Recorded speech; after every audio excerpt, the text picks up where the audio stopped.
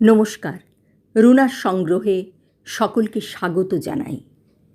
আজকের এক হৃদয় ছোঁয়া গল্প শোনাব সুচিত্রা ভট্টাচার্যের বনলতা।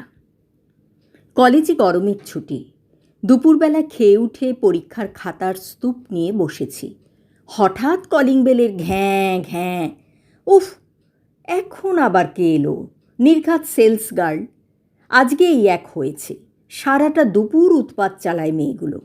শ্যাম্পু, সাবান, ক্রিম, বড়ি, আচার, ধূপ, ফিনাইল, ব্রা, প্যান্টি কিছু না কিছু গছানোর জন্য হানা দেয় অবিরাম। বাড়িটা বড় রাস্তায় হয়ে আরও যেন জ্বালা হয়েছে। এদের হাত থেকে রক্ষা পাওয়া মুশকিল। আবার বেল বাজল। আবার আমার সবিতা রানী গেলেন কোথায়? না বলে পাড়া বেড়াতে বেরোলেন নাকি? না, ভোঁস ভোঁস নাক ডাকাচ্ছেন। অগত্যা উঠতেই হলো। বিরক্ত মুখে চোখ রাখলাম দরজায়। ম্যাজিক হলো। ওপারে এক বয়স্কা মহিলা, বৃদ্ধাই বলা যায়, পরনে সাদা শাড়ি, চোখে কালো ফ্রেমের চশমা, কাঁধে ঝোলা ব্যাগ। দেখে ঠিক সেলস গার্ল মনে হয় না, ডাকাত টাকাতও নয়। খুললাম দরজা। বলুন। হাত জোর করে নমস্কার করলেন মহিলা। মুখে একটা কৃপা প্রার্থী হাসি। আমি একটা চ্যারিটেবল সংস্থা থেকে আসছি, সামান্য কিছু সাহায্যের জন্য। মহিলার মুখটা যেন ভারী চেনা চেনা। কোথায় দেখেছি? বেশিক্ষণ স্মৃতি হাতড়াতে হলো না। অস্ফুটে বলে উঠলাম, বনদি না? মহিলা থতমত খেয়ে গেছেন। হ্যাঁ, মানে আপনি? আমাকে চিনতে পারছেন না দিদি? আমি আপনার ছাত্রী সর্বাণী। আপনি আমাদের সেন্ট মারিয়া গার্লস স্কুলে। বলতে বলতে ডেকেছি, আসুন আসুন, ভেতরে আসুন। অপ্রস্তুত বনদি লজ্জিত মুখে বললেন, আমি তোমাকে ঠিক। আপনার কি করে মনে থাকবে? সেই কবেকার কথা। আমি 68 হায়ার সেকেন্ডারি। আপনি আমাদের ক্লাস টিচার ছিলেন 1 বছর, সেই ক্লাস 4-এ। ঈষৎ গুটিয়ে থাকা বনদিকে প্রায় হাত ধরে এনে বসালাম সোফায়। পাখা চালিয়ে দিয়েছি। ও ঘরে পার্ট 1 পাশের ইতিহাসের খাতা ডাঁই হয়ে পড়ে সামনের রোববারের মধ্যেই জমা দিতে হবে। তখন এক মুহূর্ত সময় নষ্ট মানে সমূহ বিপদ। তবু মন খুশিতে ভরে উঠল। ছোট্টবেলাকার স্কুলের দিদিমণিকে হঠাৎ দরজায় দেখলে কোন ছাত্রীর না ভালো লাগে, বিশেষ করে এই মধ্য বয়সে পৌঁছে। বনলতা বিশ্বাস ছিলেন আমাদের প্রাইমারি সেকশনের টিচার। ভারী যত্ন করে ইংরেজি পড়াতেন বনদি। বলতে গেলে ওই বিদেশি ভাষা শিক্ষার ভিত আমাদের তৈরি হয়েছিল বনদির হাতেই। শুদ্ধ উচ্চারণ, সিলেবেল ভাগ করে সঠিক বানান লেখা, ইংরেজি ব্যাকরণের প্রাথমিক পাঠ সুন্দরভাবে গুছিয়ে মস্তিষ্কে ঢুকিয়ে দিতে পারতেন বনদি। প্রতি পদেই আমরা ভুল করতাম, কিন্তু বনদিকে কখনো রাগতে দেখিনি। হাসি মুখে বলতেন, মন দে ওরে মেয়ে, যা বলছি মাথায় রাখ। বাইরে প্রখর গ্রীষ্ম, গনগনে তাত, পাখার হাওয়ায় যেন গায়ে লাগছে না। বনদি রুমালে ঘাড় গলা মুছছেন, হাঁপাচ্ছনে যেন অল্প অল্প। চোখে এখনও বিস্ময়। বনদি কী দরকারে এসেছেন প্রায় ভুলেই গেছি। বললাম, আপনাকে একটু শরবত করে দিই দিদি? না না, অযথা কষ্ট করবেন কেন, বরং 1 গ্লাস জল দাও। কিছু কষ্ট হবে না, একটু ঠান্ডা জলে নুন লেবু চিনি দিয়ে। রোদ্দুরে এসেছেন, ভালো লাগবে। দাও তবে, বেশি ঠান্ডা দিও না, আমার সহ্য হয় না। সবিতা রান্নাঘরেই শুয়ে, থসথসে গরমেও কেমন ঘামছে দেখো। ঠেলে তুলতে গিয়েও তুললাম না। নিজের হাতেই যত্ন করে বানিয়েছি শরবত। ট্রেতে বসিয়ে এনে রাখলাম সেন্টার টেবিলে। নিন দিদি। গ্লাসের চুমুক দিচ্ছেন বনদি। আমি দেখছি বনদিকে। মুখখানা ভারী মিষ্টি ছিল বনদির। সুন্দরী নয়, তবে একটা লাবণ্য ছিল চেহারায়।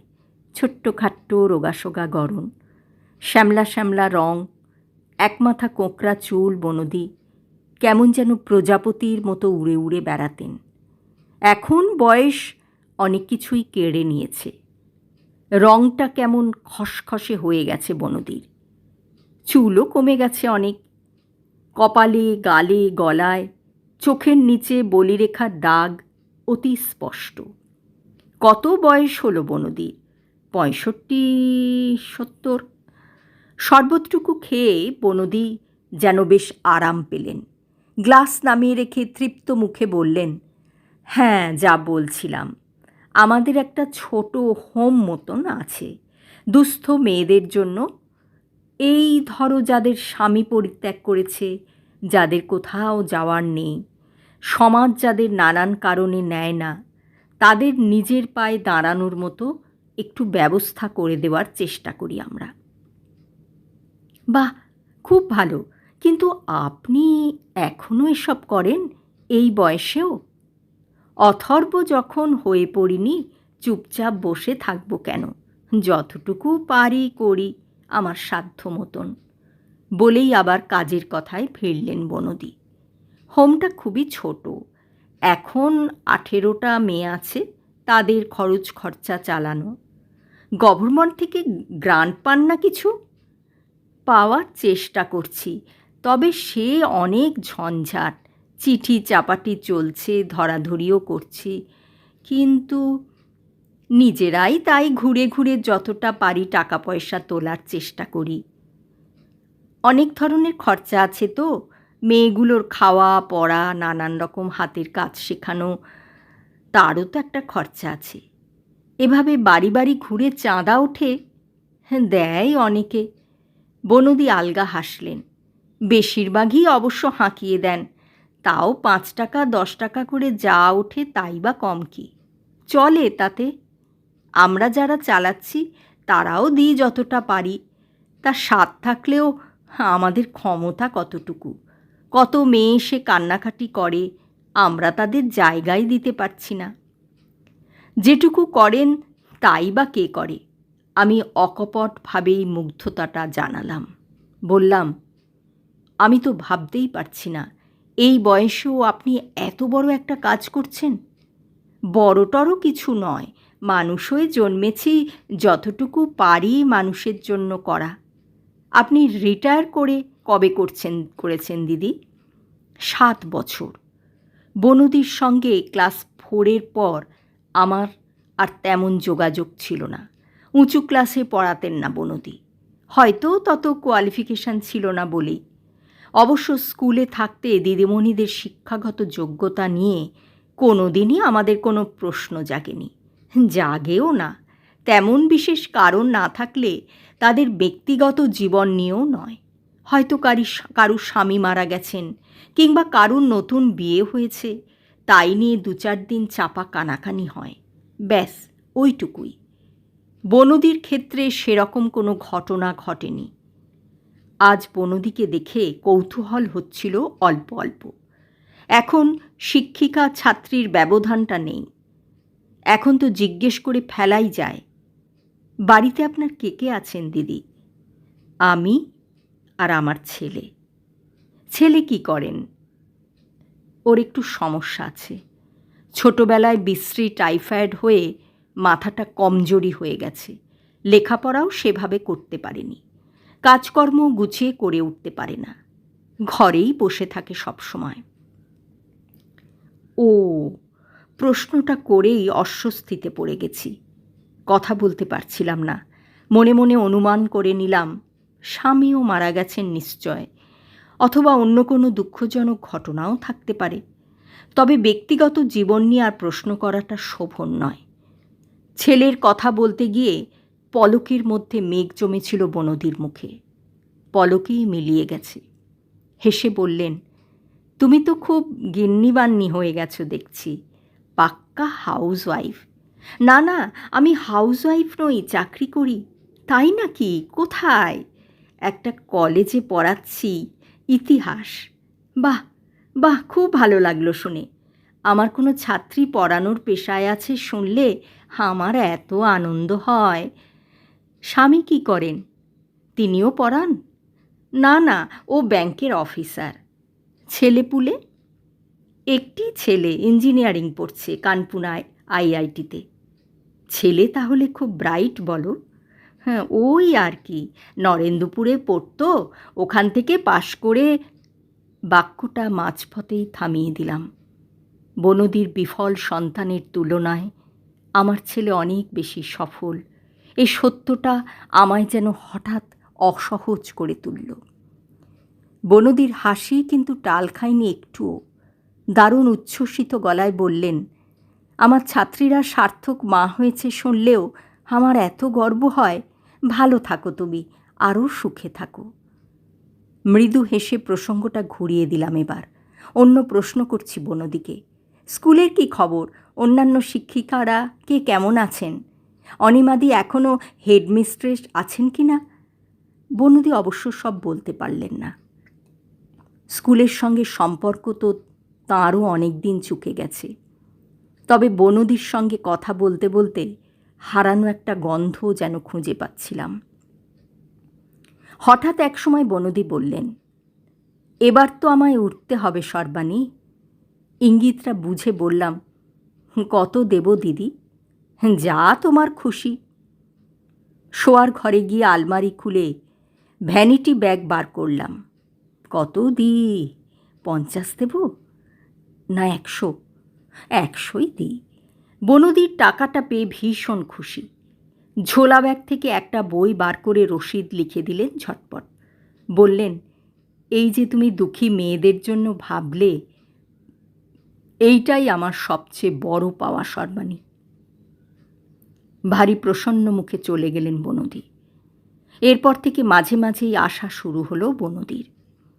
মাসখানেকের মাথায় এসে বেশ কয়েকটা পুরনো শাড়ি জামা নিয়ে গেলেন।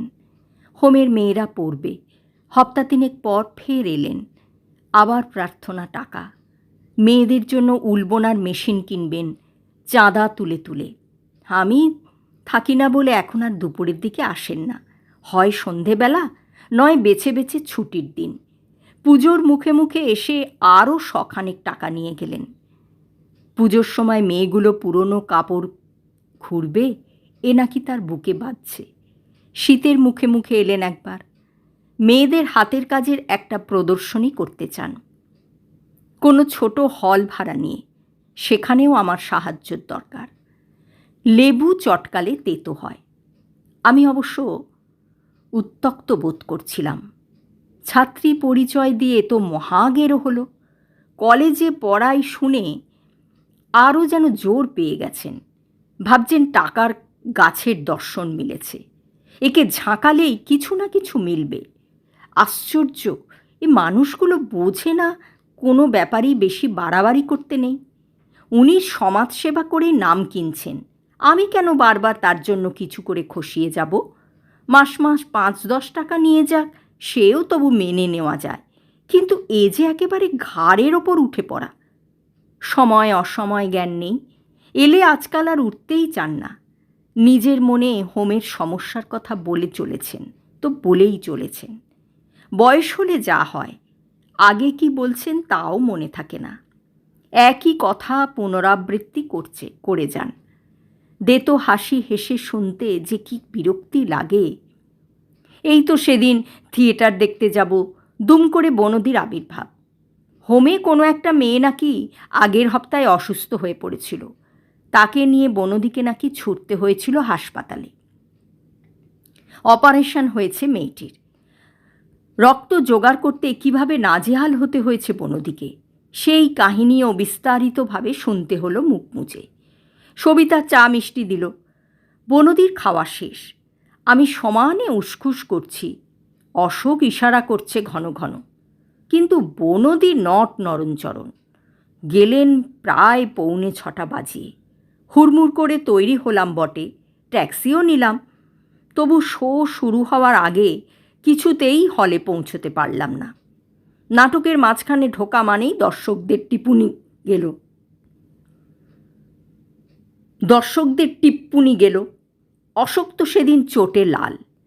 বলে, এত কিসের আহ্লাদীপনা?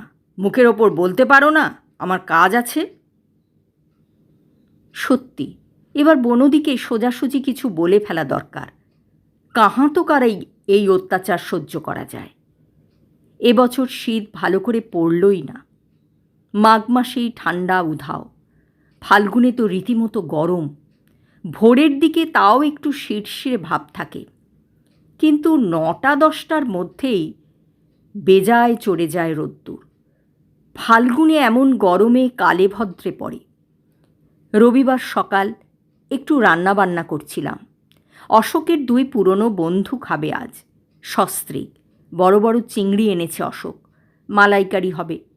সঙ্গে কই মাছের গঙ্গা যমুনা, সোনামুগের ডাল, ভেটকির ফ্রাই, প্রচুর হ্যাপা, নারকেল কোড়রে, দুধ বার কররে, ফ্রাই গড়রে। সবিতা সাহায্য করছে হাতে হাতে। রান্নাঘরে নিয়মিত থাকার অভ্যেসটা ছেড়ে গেছে বলে তবু যেন দিশা পাচ্ছি না। ভিনিগার ঠিকমতো ঢাললাম তো, তখনই কলিং বেল, ঘ্যাঁ ঘ্যাঁ। অশোক এসে বলল, যাও, হয়ে গেল। কে? আর কে, তোমার দিদিমণি। এবার বনদি বেশ কিছুদিন পরে এলেন, প্রায় মাস 2। তবু শুনেই মেজাজ তেতো হয়ে গেল। আবার এই অসময়? ভুরু কুঁচকে বললাম, কাটিয়ে দাও না, বলো আমি ভীষণ ব্যস্ত। বললে কি নড়বেন? অশোক ঠোঁট ওল্টাল। খাল কেটে কুমির এনেছ, নিজের কুমির নিজের সামলাও। আহা, দরকারটা কি একবার জিজ্ঞেস করে দেখো না। গিয়ে জেনে নাও, তবে দয়া করে মনে রেখো 12টা বাজে, প্রভাস পল্লবরা এক্ষুনি এসে পড়ল বলে। ন্যাপকিনে হাত মুছতে মুছতে ড্রয়িং স্পেসে এলাম। বেজার মুখে একটা ইলাস্টিক হাসি টেনে বললাম, কি খবর দিদি? বনদি খবরের কাগজখানা উল্টোচ্ছিলেন। মুড়ে রেখে বললেন, তুমি কেমন আছো? ভালো, ঝটপট বলে ফেললাম। রান্না করছি, কিছু গেস্ট আসছেন খেতে। ও, তাহলে তো এখন আসাটা উচিত ছিল না। মনে মনে বললাম, উচিত অনুচিতের বোধ আছে আপনার? মুখে বললাম, না না, বলুন, কিছু বলবেন? বনদির মুখে যেন হাসি ফুটল। তোমার কাছে একটা বিশেষ প্রার্থনা নিয়ে এসেছিলাম সর্বাণী, তুমি কিন্তু কিছুতেই না বলতে পারবে না। দপ করে মাথা গরম হয়ে গেল। ব্যঙ্গের সুরে বলে ফেললাম, আপনি তো প্রার্থনা ছাড়া আসেন না দিদি। বনদি থমকে গেলেন। দ্বিধান্বিত স্বরে বললেন, না না, ঠিক ঠিক তেমন নয়। অর্থাৎ টাকা পয়সা জামাকাপড় ছাড়াও অন্য কিছু ধসবে এবার। অসহিষ্ণু গলায় বললাম, যা বলার তাড়াতাড়ি বলুন প্লিজ। একদৃষ্টে আমার দিকে তাকিয়ে রইলেন বনদি। তারপর মৃদুস্বরে বললেন, হোমের মেয়েরা তোমায় একদিন দেখতে চায় সর্বাণী। ওরা তোমার কথা আমার মুখে অনেক শুনেছে তো। কত কি করেছ তুমি ওদের জন্যে। তপ্ত মেজাজ হোঁচট খেয়ে গেল। গলা থেমে গেছে। ওমা, আমি গিয়ে কি করব? তেমন কিছু নয়, এই একটু ওদের সঙ্গে আলাপ করবে, কথা ঠাতা বলবে। তুমি তো লেখাপড়া শিখেছ, তোমার সঙ্গে কথা বললে ওরা অনুপ্রাণিত হবে। বলতে বলতে হাসিটা যেন একটু ম্লান হলো বনদি। আমার জ্ঞান আর কতটুকু? তুমি উচ্চশিক্ষিত, আমার চেয়ে অনেক বেশি জানো। তোমার সঙ্গে আলাপ হলে ওরা অনেক কিছুই শিখবে। বনদির চোখে চোখ রাখতে পারলাম না, মাথা নামিয়ে নিলাম। বনদি উৎসুক মুখে বললেন, যেতে হবে কিন্তু সর্বাণী, সামনের শনিবার। ওদিন আমাদের হোমের জন্মদিন। আমার খুব ইচ্ছে তুমি সেদিন, আমি এসে তোমায় নিয়ে যাব। এরপর কি বনদিকে ফেরানো সম্ভব? আলগোছে বললাম, আচ্ছা আচ্ছা, সে হবেক্ষণ। তাহলে আমি শনিবার আসছি, বিকেলবেলা তুমি তৈরি থেকো 4টে নাগাদ। বনদি উঠে পড়ল। এতক্ষণ পর বনদিকে লক্ষ্য করলাম ভালো করে। এ কদিনে যেন আরও একটু বুড়িয়ে গেছেন বনদি। কেমন যেন কালশেটে মেরে গেছে মুখ চোখ। অসুখ বিসুখ করেছিল নাকি? এমন মানুষকে বসতে না বলা কি অন্যায় হলো? ভদ্রতা করে বললাম, একটু চা খেয়ে যান না বনদি। না না, আজ থাক, তুমি আজ ব্যস্ত আছো। এমনি সব খবর টবর ভালো তো আপনার? চলছে। 1 সেকেন্ড চুপ করে রইলেন বনদি। ছোট্ট একটা শ্বাস ফেলে বললেন, ছেলেটাকে নিয়ে বড় ধকল গেল।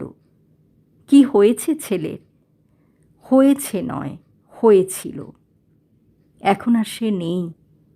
বনদির গলা সহসা ধরা ধরা। Malignant malaria. খুব চেষ্টা করেছিলাম, রইল না।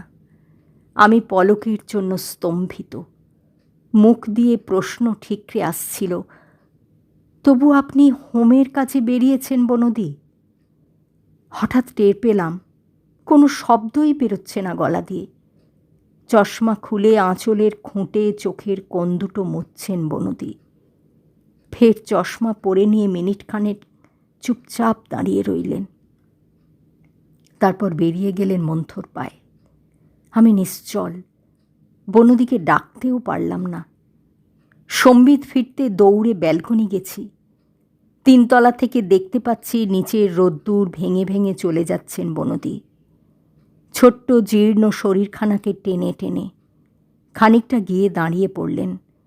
ডান পায়ের চটিটা খুলে হাতে নিয়ে দেখছেন কি যেন ছিঁড়ে গেছে কি। আবার গলিয়ে নিলেন পায়ে। ডান পা ঘষে ঘষে হাঁটছেন। আমার চোখ ভিজে এলো। দেখতে দেখতে কখন যেন ঝাপসা হয়ে গেলেন বনদি। গল্পপাঠ শেষ হলো। এই ধরনের আরও গল্প শুনতে আমার চ্যানেলটি সাবস্ক্রাইব, লাইক, কমেন্ট করবেন। ভালো থাকবেন সকলে।